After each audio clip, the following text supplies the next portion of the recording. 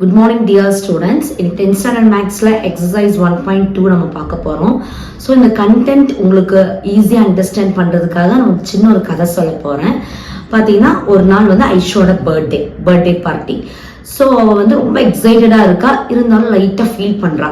இப்போ கிராண்ட்மா கேட்குறாங்க, எதுக்காக ஃபீல் பண்ணுறேன்னு கேட்கும்போது அவள் என்ன சொல்கிறான்னா, அம்மா நான் வந்து நிறைய பேர்த்த நான் இன்வைட் பண்ணியிருக்கேன், அதில் எவ்வளோ பேர் கன்ஃபார்ம் ஆகுவான்னு எங்களுக்கு தெரியாது, பட் யார் வந்தாலுமே வந்து கிஃப்ட்ஸ் இல்லாமல் நம்ம வீட்டில் இருந்து போகக்கூடாது அப்படின்னு ஐஷா சொல்கிறான். அதுக்கு கிராண்ட்மா சொல்கிறாங்க, இது இவ்வளோ தானே ஈஸியாக, இது வந்து உனக்கு அதுக்கு நான் ஒரு சிம்பிள் ரூல் நான் வந்து உனக்கு சொல்கிறேன்.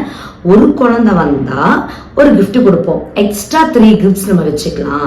இப்போ 2 குழந்தை வந்தாலும் 2 கிஃப்ட் கொடுப்போம்.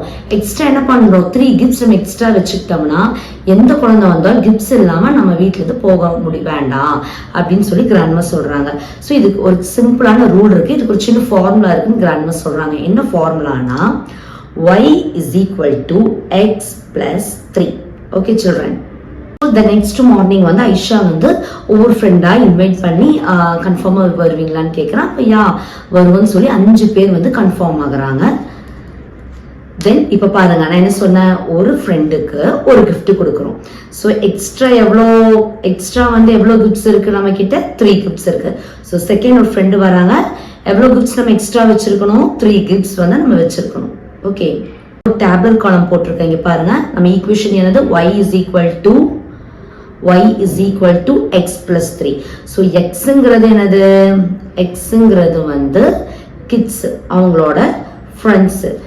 yங்கிறது என்னது, வாட் இஸ் y வந்து என்னது, கிஃப்ட்ஸ்.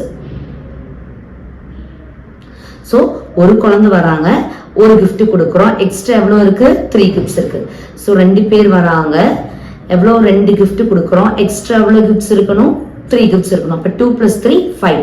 இப்போ 3 ஃப்ரெண்டு வராங்க, 3 கிஃப்ட்ஸ் கொடுக்கணும், எக்ஸ்ட்ரா எவ்வளோ இருக்கு, 3 கிஃப்ட்ஸ் இருக்கு. அப்போ 3 + 3 எவ்வளோ, 6.